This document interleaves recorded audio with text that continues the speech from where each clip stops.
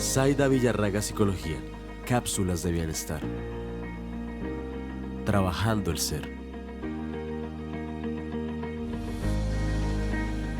Muy bienvenidos. En esta noche vamos a compartir aquí con José Daniel Puche Lacharmé. Vamos a hablar un poco de lo que es el mindfulness. Estamos abriendo estos espacios. Inicialmente va a ser una vez al mes, en la que vamos a tener unos invitados súper especiales con los que vamos a tratar unos temas de interés. En este caso tendremos mindfulness. El próximo mes hablaremos de psicogenealogía. El siguiente mes hablaremos de psico, neuro, inmuno, endocrinología. Eso parece un trabalenguas, es súper chévere.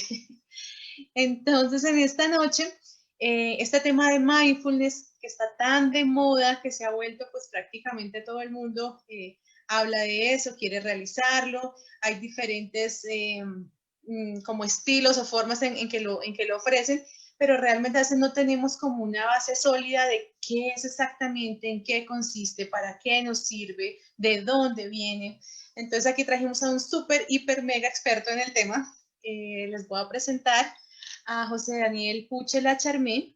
Él es médico de la Universidad del Norte, de la ciudad de Barranquilla, pues tiene el sabor colombiano. Se formó en psiquiatría en la Universidad Javeriana, de aquí en Bogotá, se vino a aguantar frío. Luego se fue más lejos para Alemania, a hacer esta fue una especialización Un en perfeccionamiento. un perfeccionamiento en neurología.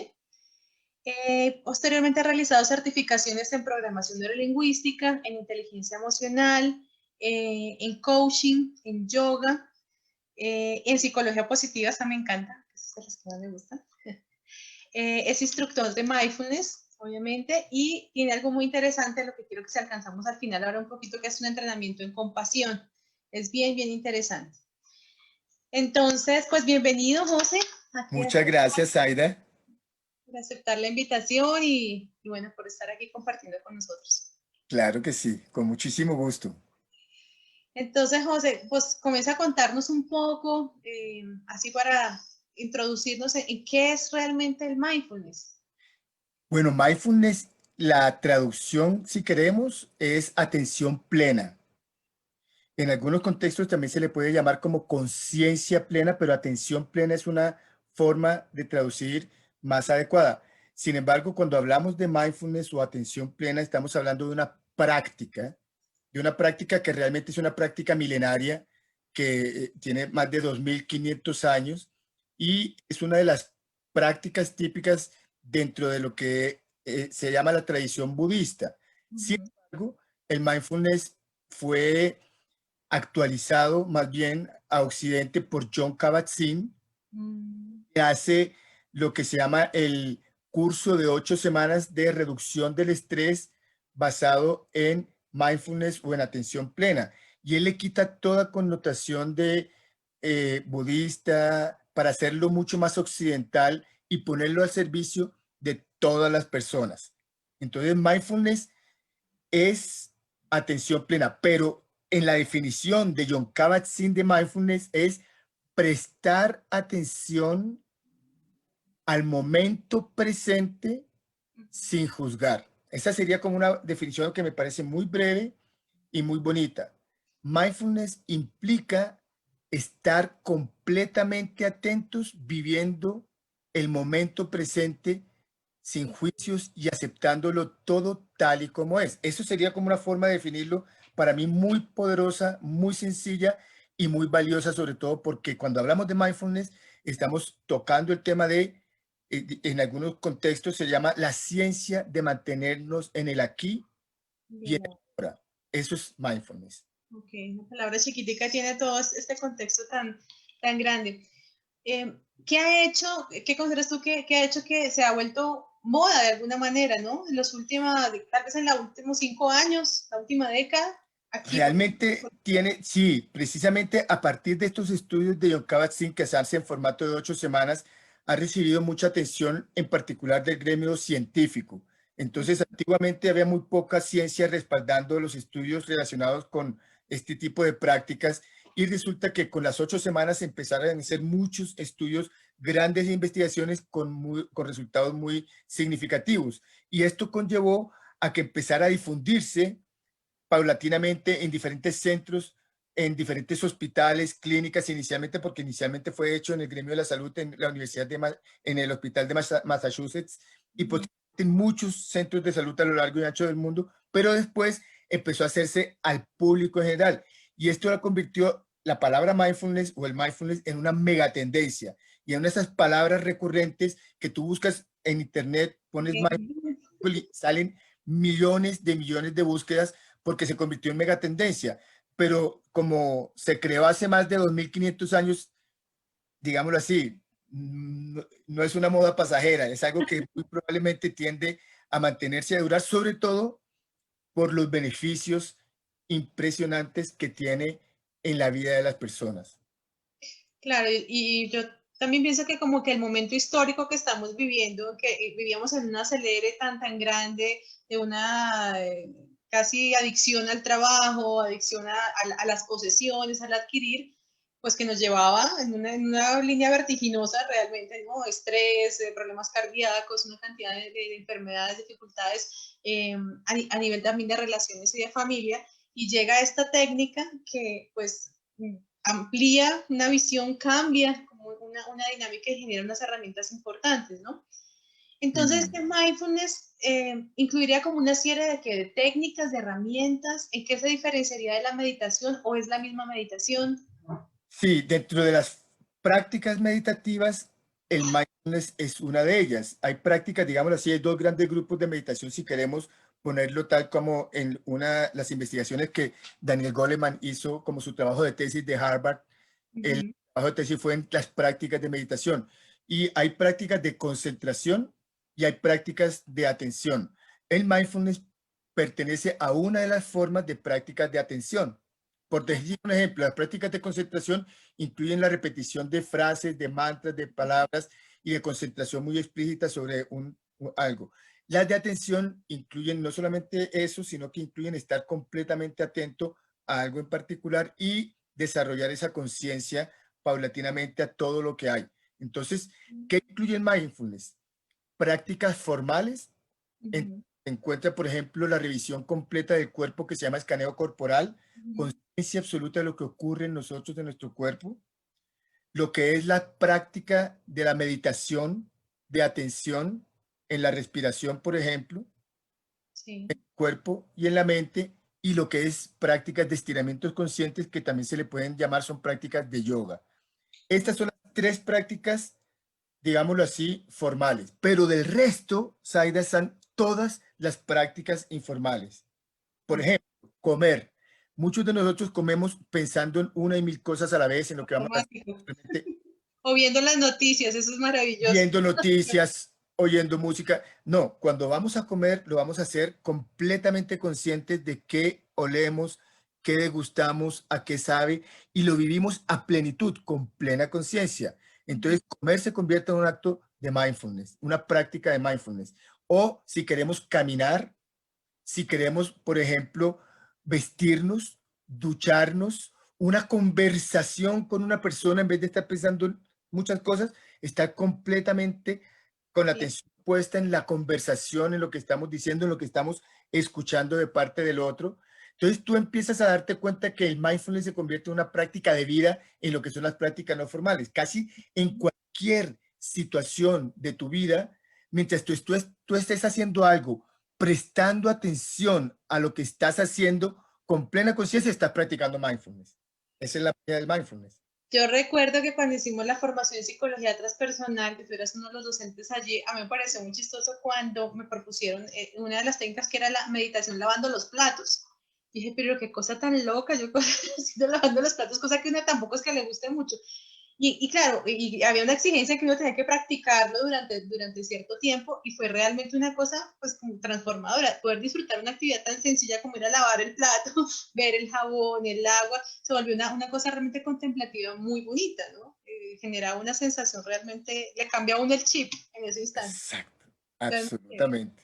es muy Sí. interesante. Entonces, realmente el mindfulness es como está dentro de una patica de una de las grandes formas meditativas. ¿cierto? Exactamente, así es, eso es. Y este formato de las 8 semanas es específicamente de lo que ya fue traído a sí, Sí, ¿es correcto? accidente. John Kabat-Zinn es un doctor, o sea, es PhD en biología molecular y un gran practicante de tradiciones meditativas, entre otras el Zen. Entonces, él lo que hizo fue actualizar esa práctica y traducirla en términos occidentales con todos los elementos para las personas poder reducir sus niveles de estrés. Entonces, el formato de 8 semanas se hace casualmente no en un fin de semana o en unas horas, sino durante 8 semanas para que la persona tenga la vivencia lenta y progresiva de lo que es el mindfulness a lo largo de su vida. Ese formato son 2 horas y media cada semana. En esas 2 horas y media se llevan a cabo las prácticas y se deja en un manual una serie de actividades a lo largo de la semana que la persona se va comprometiendo a cumplir por lo menos 1 hora al día durante la semana. Y a lo largo de las 8 semanas se van incrementando las prácticas. Por decir un ejemplo, se empieza con meditación de 10 minutos, se sigue con 20 minutos, con 30 minutos y se finaliza con 45 minutos. O sea, es progresivo a lo largo de los 2 meses. ¿Qué importancia tiene? Que la persona vive, siente, experimenta el beneficio y fuera de eso incorpora, y ese es uno de los propósitos, esa práctica a su vida. Y eso es lo que realmente tiene a largo plazo un impacto verdaderamente notable sobre su salud, no solamente física, sino sobre todo sobre su equilibrio emocional y su conciencia y su vida en particular en cualquier contexto que la aplique. Eso es lo bueno. Claro, y es que esas sí son de las cosas como que uno quisiera explicar como comerse un postre delicioso. Solamente cuando tú te lo comes y lo experimentas y lo sientes, es que sabes el beneficio. Una cosa es que tú sepas así los beneficios, entonces el estrés y la autorregulación, pero es que cuando uno lo experimenta, eso es como si de verdad comienza uno a sentirse medio iluminado. Es muy bacano. Muy Súper. bien. Y entonces, ya que nos cuentas, digamos, de cómo fue traído aquí a nuestra cultura y cómo los estudios ya de forma pues metódica, sistemática, dentro de un concepto también científico, ¿qué hallazgos se han generado alrededor de este mindfulness realmente, digamos, en nuestra parte, no sé, neurológica, cerebral, además de obviamente el efecto comportamental? Lo más interesante son los cambios que hay a nivel del cerebro. En particular, hay unos cambios a nivel de la corteza prefrontal izquierda, donde verdaderamente existe una condensación y una concentración en esas zonas de mayor, digámoslo así, como que se focaliza ahí todo lo que es este proceso. Casualmente, la corteza frontal, si lo queremos hablar en términos, es la corteza ejecutiva y es la que permite la toma de decisiones. Entonces, una de las particularidades del mindfulness es que ejerce un impacto notable a nivel neurobiológico. La neurociencia hoy la ha estudiado con exhaustivamente los efectos y el impacto, pero en particular sobre la corteza prefrontal y sobre ciertas operaciones que se dan a nivel del cerebro. Entonces, ¿qué es lo interesante? Se puede ver en las imágenes antes de meditar una persona común y corriente y luego cuando ya ha hecho la práctica de meditación y es impactante todos esos cambios neurobiológicos que se dan.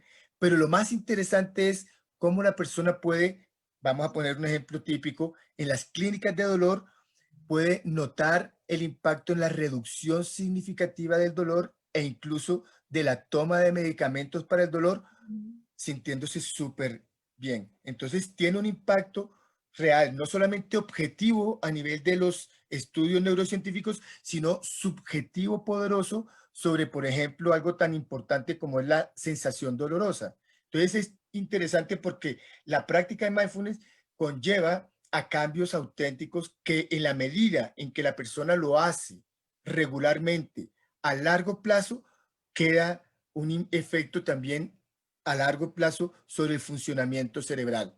Entonces, y sobre la experiencia de vida de la persona. Entonces, es muy interesante, sobre todo, llevarla a cabo a largo plazo. Hacerla a corto plazo da beneficios, pero a largo plazo realmente le cambia la experiencia a la persona.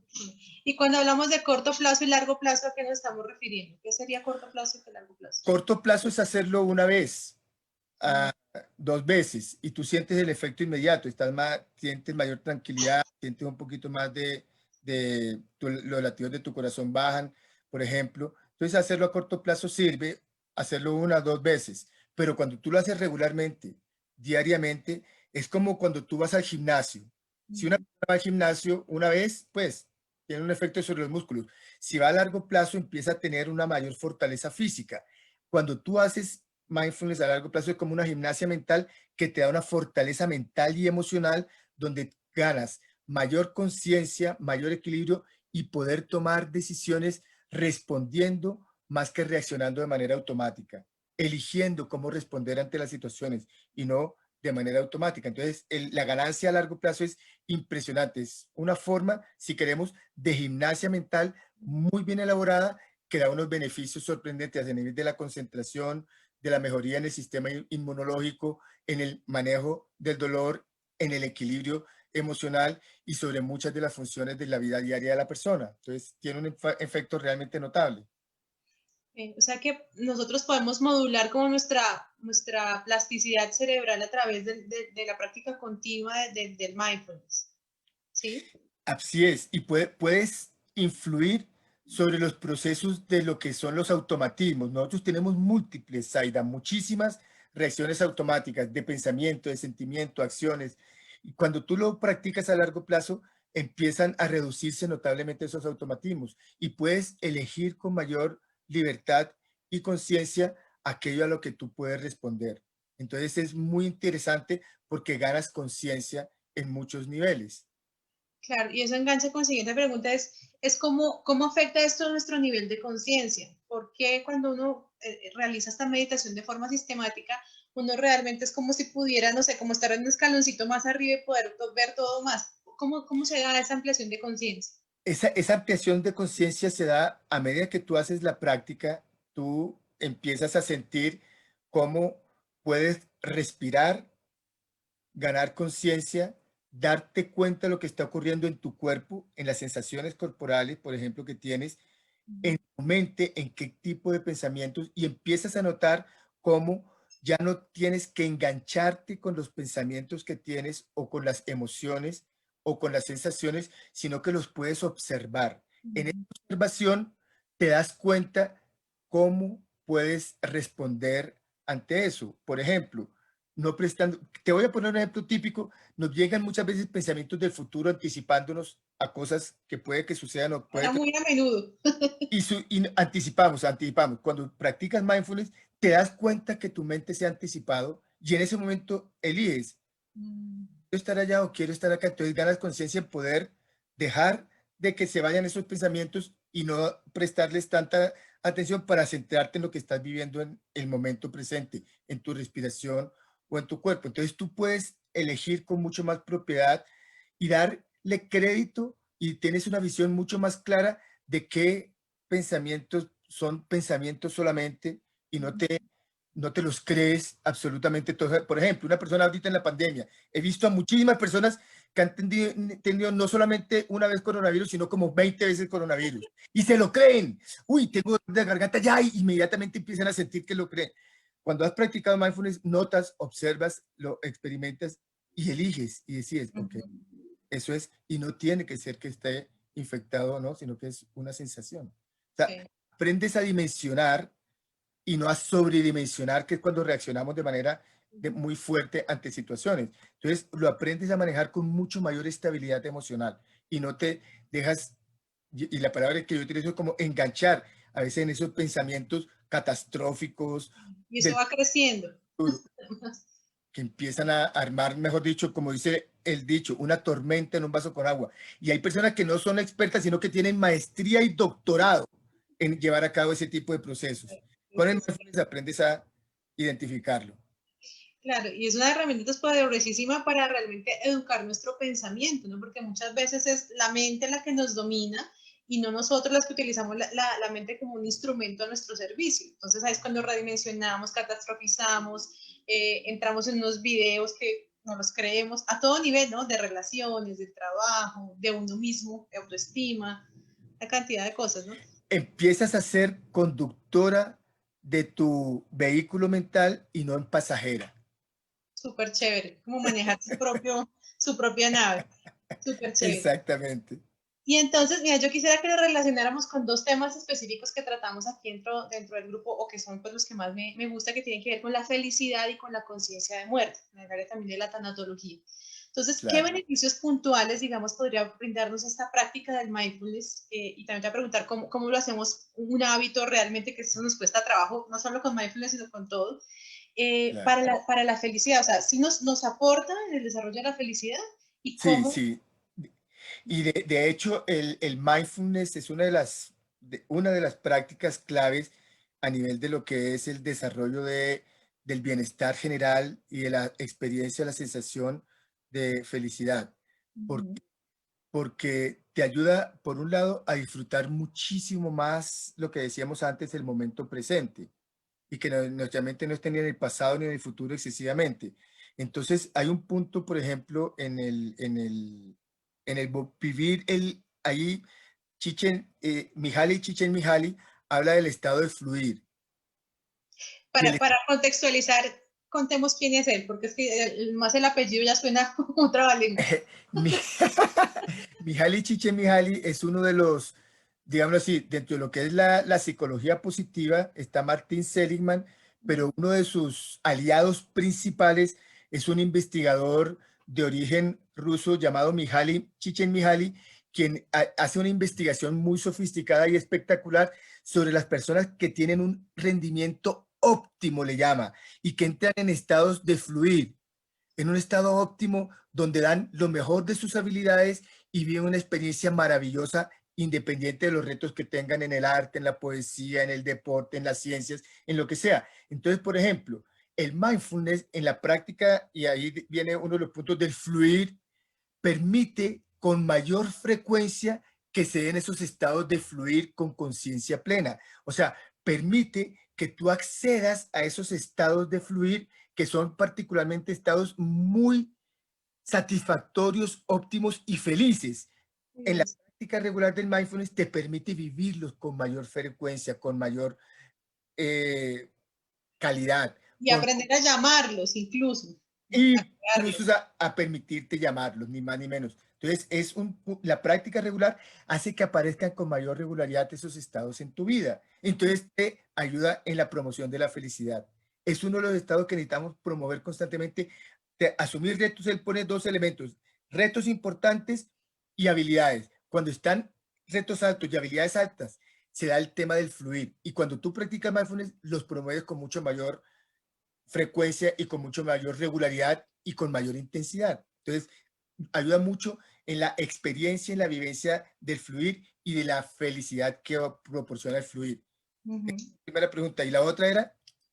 Y súper, y hay algún paréntesis, y es que ahí es muy importante porque cuando a veces la gente dice, no, pero yo estoy bien, pero podemos estar mejor, ¿no? Nos hemos acostumbrado a que como que vamos así, nos lleva un poco la inercia y nos olvida que podemos estar en estados mucho mejores y cada vez mejores, ¿no? Sin habituarnos a esa sensación como de, sí, estoy bien.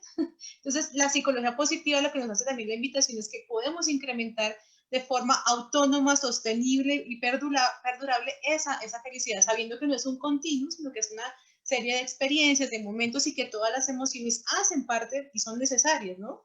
Que esa es otra gran confusión de la gente que no conoce bien la psicología positiva, que dice, no, es que los que hablan de psicología positiva quieren estar siempre alegres, siempre estar felices, y entonces, no, las emociones que son llamadas, entre comillas, negativas o desconfortantes, hacen parte importante de nuestra gama de posibilidades, ¿no? ¿No? ¿Cómo podríamos contrastar? Absolutamente, Bien, absolutamente. entonces, por ese lado. Y por el otro lado es como si esta nos puede aportar mindfulness al desarrollo de la conciencia de muerte, a que tengamos esa conciencia de la finitud de nuestra existencia y ser un instrumento para ese momento de la partida de nosotros mismos o de un ser querido. ¿Puede ser una herramienta? Absolutamente. Fíjate que yo pongo dos elementos que son quizás de las mejores preparaciones para el morir. ¿Cuáles para mí son las mejores preparaciones? El acto de dormir Uh -huh. y la meditación. Cualquier forma de meditación incluida en mindfulness. ¿Por qué? Porque tienen un parecido muy grande. En ambas hay quietud en general, física. Se parece a la muerte. Cuando estamos muertos ya estamos quietos. Pero lo más interesante es las ondas cerebrales. Hay unas ondas cerebrales que van disminuyendo a medida que cerramos los ojos y pasamos a una disminución progresiva de las ondas cerebrales y llegamos a unas ondas que son las ondas superlentas llamadas ondas delta. Estas ondas delta también son típicas, ojo, de la muerte clínica. Cuando hay muerte clínica, hay predominio de ondas delta. Y todas las noches, al finalizar un ciclo de sueño, llegamos a ondas delta. Entonces, todas las noches, en alguna medida, vivimos pequeñas muertes y volvemos a repetir el ciclo. Cuando se practica la meditación, mindfulness y otras prácticas de meditación, pero mindfulness también en particular, se disminuye la intensidad de las ondas cerebrales, llegando a momentos de ondas delta, las ondas de la muerte o las ondas de la unión. Entonces, cuando tú haces cualquier práctica real, auténtica, a largo plazo de meditación, estás facilitando acceso a elementos que tienen que ver con el acto de la muerte. Por eso muchos maestros le llaman a la muerte la gran maestra, pero las prácticas de meditación son pequeñas investigaciones a ampliar esa conciencia. ¿Qué es lo que ocurre? Incluso porque hablan mucho de las tradiciones de la práctica de meditación a largo plazo, porque ayuda el momento de la transición. De la transición, que es un momento de expansión de conciencia, digámoslo así, donde lo separado que somos nosotros, tú y yo aquí estamos separados, cuando se da el momento de la muerte hay una expansión de conciencia, es un momento para quizás, cuando has hecho la práctica de meditación, estar con la atención mucho más plena y poder acceder a ese estado de conciencia, digámoslo así, de altísima calidad. Entonces, es una preparación para la muerte. Así como el sueño de buena calidad es una preparación para la muerte, la meditación también es una preparación para la muerte. Esos son temas que no se hablan explícitamente cuando se va a un taller de meditación, pero son realidades que se viven incluso a lo que te digo, a nivel de nuestra propia biología, donde esas ondas delta empiezan a surgir. ¿Qué pasa en los meditadores que tienen más de 30 años de meditación? Que si se les hace el electro, tienen ondas lentas, delta, y ondas beta, rápidas. O sea, tienen momentos de conciencia muy profunda y tienen momentos de experiencia muy directa. Entonces es interesante. Son prácticas para morir bien, si queremos. Entonces hace parte de ese elemento. Entonces, para mí, ya visto desde el punto de vista de la muerte, es una práctica de muerte pequeña y tranquila. Y no, al contrario, inconsciente. Digamos así, el tema de la muerte, para mí, ojalá tiene que ver que ojalá cuando el momento que se nos dé, lo hagamos con mucha conciencia.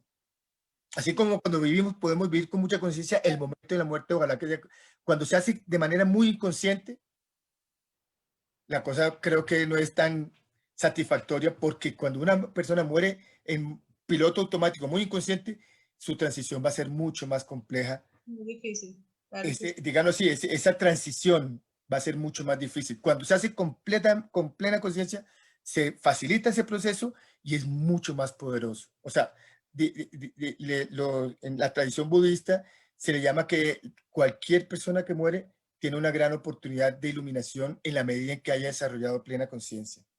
Sí, Más o claro. menos Y por se ahí. relaciona con experiencias al borde de la muerte, de momentos en que hay momentos a veces de iluminación previos al momento de la muerte en sí.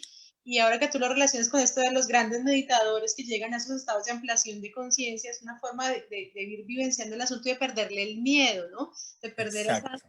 de experimentarlo, algo que con certeza sí o sí va a ocurrir, pero de lo que no hablamos y preferimos no ver porque nos da susto, ¿no? Eso es como cuando alguien no sabe nadar y pues lo botan al río, pues obviamente va a ser traumático, ¿sí? Que si yo comienzo a prepararme poquito a poco, me acerco, comienzo a aprender, y es algo tan paradójico, ¿no? Es algo tan natural, inherente a la vida, pero que no, nuestra cultura aún tenemos mucho trabajo para educar en ese aspecto, ¿no? Es parte de lo que estamos Muchísimo, desarrollando. muchísimo. Entonces, bien interesante.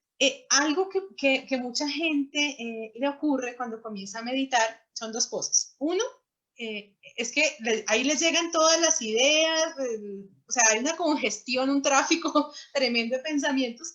Y lo otro es que se duermen, ¿no? Que quedan, se desconectan, ¿no? ¿Cómo hacer para que, digamos, o por qué ocurre y cómo hacer para que no ocurra? Claro, lo uno tiene que ver que es normal cuando tú en un momento determinado estamos demasiado acostumbrados a pensar y a pensar mucho y a pensar más de la cuenta. Entonces, cuando tú haces una pausa y te sientas, hay como una inercia de esos pensamientos rápidos Sigue. y frecuentes que se dan. Entonces, como que estos siguen. Por eso es tan importante que tú tengas, cuando una persona empieza a meditar, haga un elemento con un foco de atención concreto, por ejemplo, la respiración. Le Cuando ayuda. puede focalizar la atención en la exhalación, en la inhalación, en sentir el abdomen cómo baja, cómo sube, y que eso sea lo único y lo más importante, y pueden seguir llegando de hecho los pensamientos, van y vienen, pero tu foco de atención principal es la respiración. Al hacer eso, estás no impidiendo que vengan esos pensamientos, sino están dejando que vayan, pero que poco a poco empiezan a perder poder. Ujú. Empiezan a perder poder, tú puedes mantenerte mucho más tiempo atenta a tu respiración y eso ya de entrada es una práctica de meditación valiosísima. Ahora, cuando una persona se duerme, lo puede hacer verdaderamente con ojos abiertos. Algo que tampoco se nos dice mucho es que una persona puede, primero que todo, cuando vaya a meditar, no lo haga en la oscuridad, hágalo a plena luz, mejor. Ni acostado ni con la cobija encima. No, no, que cobije encima, no, a plena luz y con buena luz para que la luz active, inhiba la melatonina y la persona puede estar bien despierta. Pero también la puede hacer con los Abierto. ojos abiertos, con ojos abiertos, mirando a un metro, metro y medio con los ojos abiertos y centrado en la respiración. Y eso va a facilitar y a impedir que la persona, o sea, facilitar la meditación e impedir que se duerma. Entonces, que la haga con los ojos abiertos y con buena luz. Y eso son garantías para no dormirse. Empezando. Ok, para no pasarte una vez a las ondas o Abrazos de Morfeo, sí. aprender realmente a tomar el control, porque también es una forma ahí que el inconsciente a veces también no lo deja a uno fluir en ciertos niveles, ¿no? Claro. Entonces, bueno, súper interesante. Eh, Quisiera que nos hablaras en algunos minuticos un poco de esa formación de compasión que narras allí, en qué consiste, si se relaciona algo con el mindfulness. Sí, el entrenamiento en compasión de la Universidad de Stanford tiene un protocolo muy parecido al curso de 8 semanas. Se Ujú, hace durante 8 semanas y se hace cada semana un entrenamiento diferente. Por ejemplo, la primera semana se entrena casualmente en mindfulness, la segunda semana se entrena en psicología positiva y todos los aspectos del espectro de la psicología positiva, y de ahí en adelante empiezan a hacerse prácticas sistemáticas para conectarse con la emoción profunda de la compasión. Es un entrenamiento extraordinario que tiene, digámoslo así, un impacto muy profundo y duradero sobre una de las emociones más, digámoslo así, como más extraordinarias del ser humano, que es la compasión.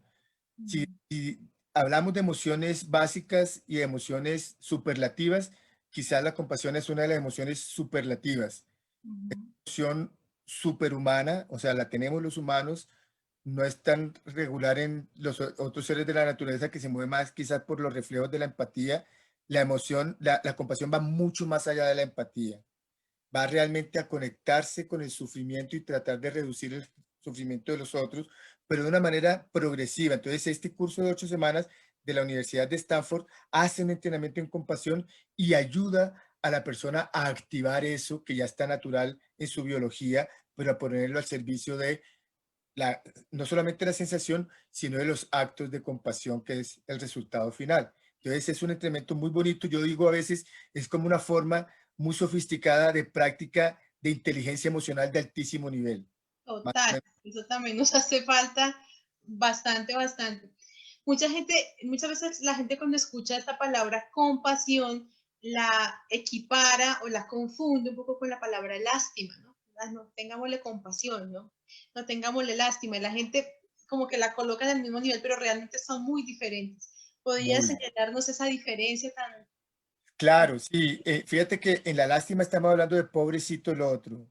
Y Ujú, estamos como teniendo un sentimiento de pronto, al sentir lástima por el otro, estamos como eh, poniendo la minimizando baja? al otro, poniéndolo. Ujú, En la compasión, lo que hacemos es humanizarnos en primer lugar, saber que todos sentimos en mayor o menor grado y que podemos en algunos casos ese sentir puede ser una forma de sufrimiento, alguna forma de dolor.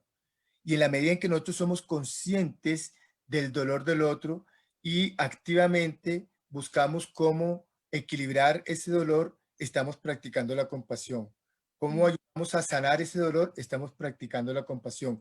¿Cómo ayudamos al otro a liberar ese dolor? Estamos practicando la compasión. Pero ojo, la primera compasión que necesitamos desarrollar, ¿con quién es? Con nosotros mismos. Total. Y solamente cuando nosotros nos tratamos compasivamente, podemos verdaderamente tratar a los demás compasivamente. Entonces, ese es el punto central de toda la práctica, que es muy linda y muy poderosa, porque lo que hace es precisamente al reducir el sufrimiento, nos permite experimentar más felicidad. Más bienestar. No, Más ese, bienestar. ese tema está también muy interesante. Vamos a tener que invitarte en otra ocasión para hablar solamente de la compasión y hacer un ejercicio de pronto práctico que si nos lo regalas para que podamos incrementar esa práctica compasiva realmente en nuestra vida que es tan importante, ¿no? En este punto, agradeciendo, digamos, esta contextualización que tú nos das, que ya creo que nos queda mucho más claro realmente qué es el mindfulness, para qué sirve, de dónde viene, cuál es el correlato también científico y biológico que genera también de bienestar para nosotros y el respaldo que haya a ese respecto. Yo creo que nos aclara bastante. Entonces yo quiero hacer dos invitaciones. Uno, para que la gente que nos esté viendo pueda colocarnos sus comentarios, saber cómo les pareció, qué dudas tienen, que podamos resolverlas aquí. Vamos a mirar.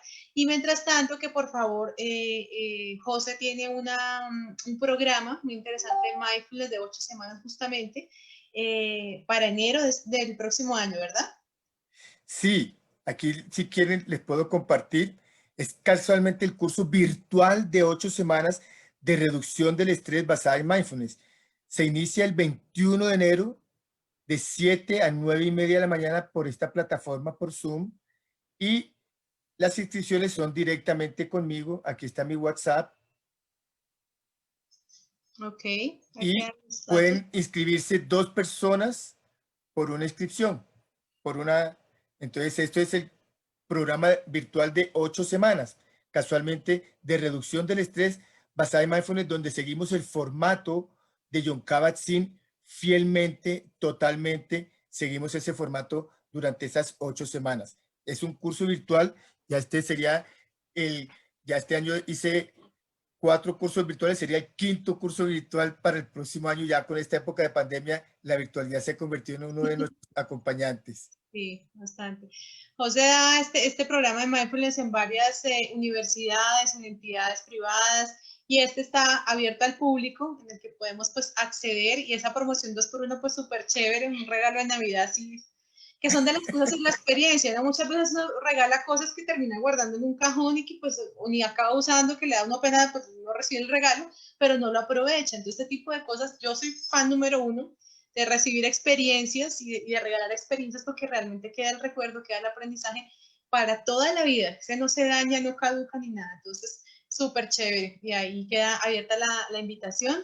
Este video va a quedar puesto en el grupo, lo vamos a repostear también en la página de Zaida Villarraga Psicología y lo vamos a poner por el canal de YouTube para que pues la gente que lo quiera repetir puedan seguirlo compartiendo, que seguro pues va a abrir muchas luces. Vamos a ver aquí un poco los comentarios de las personas que hay preguntas.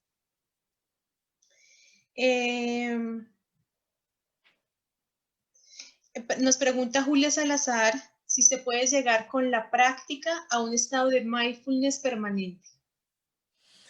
Digámoslo así, ese estado se logra ya después de muchísimos, muchísimos, muchísimos, muchísimos, muchísimos años. O sea, no es un estado que tú vayas a ganar en 8 semanas ni en un año, sino que verdaderamente, por ejemplo, estas personas como los discípulos del Dalai Lama, por ejemplo, ahorita esta persona que se ha dicho que es el hombre más feliz del mundo, este monje francés, que se le han hecho estudios neurocientíficos de las ondas gamma en su cerebro. Mathieu Ricard es una persona que vive en un estado de calma y de constante satisfacción y bienestar, pero él tiene más de 40 años meditando. Bueno, hay que empezar. Hay que Sí se, empezar con juicios. sí se logra, a Julia la respuesta es sí se puede lograr, pero requiere mucha práctica a largo plazo. Pero en la medida en que la persona hace la práctica a largo plazo, se reducen cada vez más esas reacciones automáticas y a medida que se reducen son mínimas. Y por eso la persona las toma con calma y con mucha bondad consigo misma. Y Ujú. a dejarse de atacar o enjuiciar o tratar de manera tan poco satisfactoria. Entonces se va logrando y cada vez son menores esos estados de reacciones intensas o duraderas y son mucho más las experiencias de bienestar a largo plazo, con mucho más conciencia y con mucho más a largo plazo se vive esa experiencia. Entonces se requiere la práctica constante, pero sí se puede lograr. José, ¿qué tips podríamos dar? Porque este asunto, digamos, de volver estas cosas que uno ya hasta alcanza a cognitivamente a saber que son importantes, pero para llevarlas al hábito a uno le cuesta a veces mucho trabajo, Claro. procrastina, evita. ¿Qué tips podríamos para realmente incorporarlo como un hábito? Para Mindfulness. incorporarlo, hoy en día hay algo que se está hablando mucho, que son los retos de 21 días, reto de 30 días, reto de una semana. Yo lo primero que les propondría es que propónganse retos de una semana de dedicar media hora o 20 minutos a hacer silencio y a ser conscientes de su cuerpo, de su respiración, o si quieren, a ser conscientes una vez por día de una alimentación pequeña que hagan, pero con completa conciencia y en silencio de aquello que están comiendo. Y así sistemáticamente sistemáticamente se convierte al el ejemplo que tú ponías, que es uno de los ejemplos de Thich Nhat Hanh de lavar los platos. Si una persona se propone como reto cada vez que vaya a lavar los platos, y en esta época de pandemia lo hemos hecho Bastante.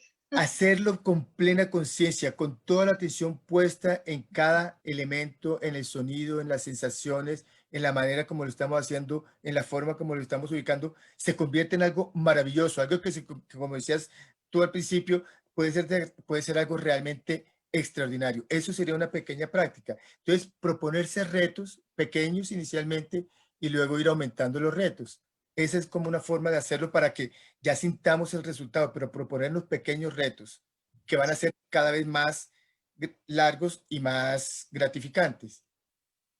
Bueno, súper, ya nos queda la tarea. Vamos a hacer un reto aquí dentro del grupo durante una semana para ver cómo nos va. Excelente. Lina María Perilla nos pregunta el nombre por escrito, no sé el nombre de quién, no sé si será el de Mihaly, Csikszentmihalyi. Yo tengo que practicar ese apellido cada vez que lo voy a decir, pero vamos a ponerlo ahorita más tarde. Listos. Pregunta también si el mindfulness puede ayudar a prevenir algunas enfermedades mentales o a reducir su intensidad. Correcto. O sea, hoy día los estudios más importantes de mindfulness se hacen sobre la ansiedad, pero en particular sobre la depresión. Y hay una que se llama terapia cognitiva basada en mindfulness casualmente, y que es una de las técnicas más sofisticadas para evitar las recaídas en la depresión. Ayuda muchísimo en personas que sufren de depresiones regulares o frecuentes. La práctica sostenida, incluyendo esa terapia cognitiva basada en mindfulness, ayuda a identificar rápidamente esos factores detonantes de la depresión y a prevenirlos. Entonces, sí, ayuda muchísimo en las enfermedades mentales, en particular ansiedad y depresión. Es bien importante y el uso que se le está dando hoy en día es extraordinaria. Terapia cognitiva basada en mindfulness. Es un programa maravilloso y que para muchas personas con diagnósticos de episodios depresivos mayores lo llevan a cabo y es extraordinario los resultados, en algunos casos acompañado de medicación, en otros casos ya la pueden incluso suspender. Claro, y eso en cuanto a eso, pero también a las enfermedades biológicas hay una gran beneficio también. Muchísimas. La psicosomática es impresionante, incluso en la reducción de la toma de medicamentos, por ejemplo, en hipertensión arterial. Súper. Y finalmente esta dice, si podría recomendarnos un libro, literatura de mindfulness para niños y jóvenes. Para niños y jóvenes.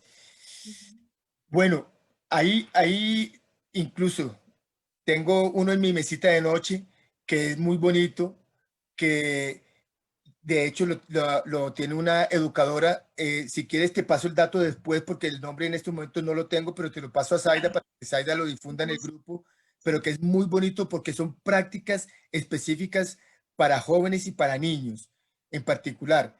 Y, por ejemplo, ahorita te pongo un ejemplo de esas prácticas de niños que me parece muy linda y es explicarle a los niños que a veces pierden el control el tema de la velita. Se le prende una vela y les preguntamos a los niños cómo se apaga la vela. Entonces, no, pues se apaga soplando. Ahora, imagínate que cuando tú estás con mucha rabia es como si tuvieras una vela en el centro de tu cabeza. Para apagarla, tú tienes que soplar. Entonces, respira Ay, bellísimo. y respira y soplas. Entonces, imagínate que si tienes mucha rabia, es como si fuera el cumpleaños de tu abuelita de 99 años. 59 felices. Genial.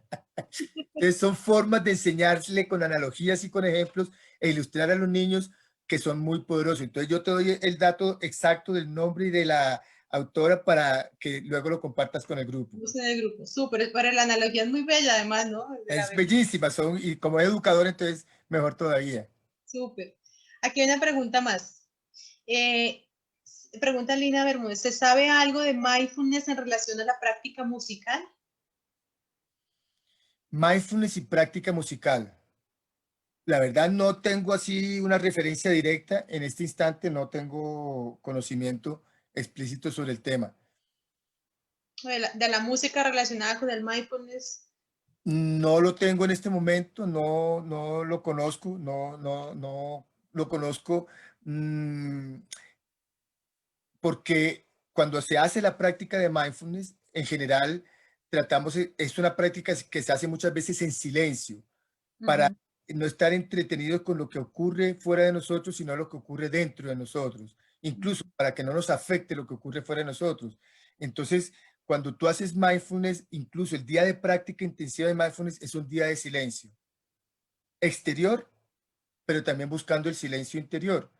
Entonces, inicialmente, eso es como está en el contexto de la práctica de mindfulness. Ahora, cuando ya llevas a cabo el tocar un instrumento o el crear con conciencia musical, ya ahí puedes aprovechar los beneficios del mindfulness en la creatividad o en la ejecución musical con plena conciencia y no en automático, sino con toda la conciencia absoluta de lo que estás haciendo mientras lo estás haciendo. Entonces, en ese caso sería la práctica de mindfulness musical, pero no conozco investigaciones, estudio eso, sino como lo que te digo, que inicialmente se practica en silencio, pero luego se puede llevar a cabo en cualquier actividad de la vida, incluyendo la música. Pero no conozco, yo realmente no tengo idea, mejor dicho, de cómo está, pero se me ocurre eso, que puede Sí, ser una práctica consciente de musical, tanto en la creación como en la ejecución musical.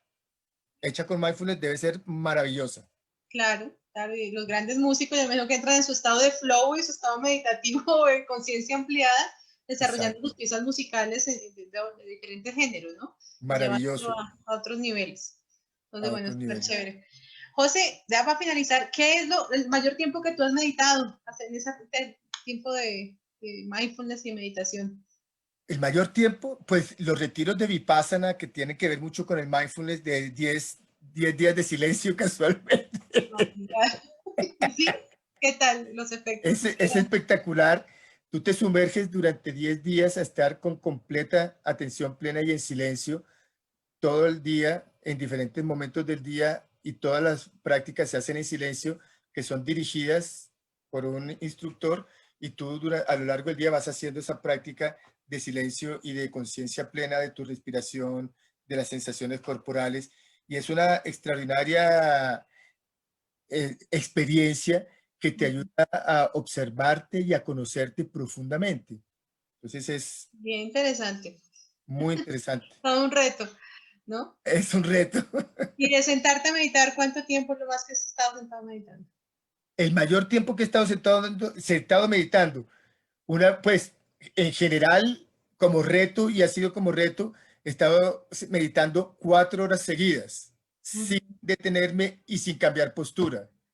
En uno de esos retiros he Sí, hecho prácticas de 4 horas seguidas, que es bastante retador porque llega un momento en que tú estás en la misma postura, entonces es pero generalmente se hacen pausas, después de 2 horas, se hacen pausas con caminatas conscientes para, digámoslo así, para facilitar el proceso. Pero estando meditando, he estado 4 horas seguidas, luego pausa y luego 4 horas en la tarde. Ok. ¿Y has experimentado entonces todo ese proceso de realmente Expansión de conciencia, cada vez que tú vas a un retiro de esos, experimentas algunas formas de expansión de conciencia. diferentes? Sí, llegan Mucho insights, más son muy interesantes. llegan visos de el sabor de la unidad, digámoslo así. Sí, de esa máxima como expansión de Sensación, conciencia, ¿no? estados de conciencia ampliados. Mira, yo lo máximo que he llegado es a hora y media, pues sí, con postura zen y todo, pero Pero es bien buenísimo, interesante, 1 hora y media es buenísimo. es muy chévere, Es realmente sentir el excelente. efecto es muy bueno. Entonces, bueno, ojalá que con esta información también hayamos motivado a la gente para que cuide de sí mismo a través de esta práctica de mindfulness tan importante que nos trae tantos beneficios a todo nivel, ¿no? Que podemos llevarlo a nuestra vida cotidiana de una forma muy sencilla y que bueno, dejaremos la información sobre tu curso para quien esté interesado y pueda ver el video y llevar también la información, ¿vale? Con muchísimo Agradecerte gusto. pues, por haber aceptado la invitación y Claro. brindarnos todo tu conocimiento y tu alegría como ser humano también, ¿vale? Con muchísimo gusto, Zaida. Claro que sí.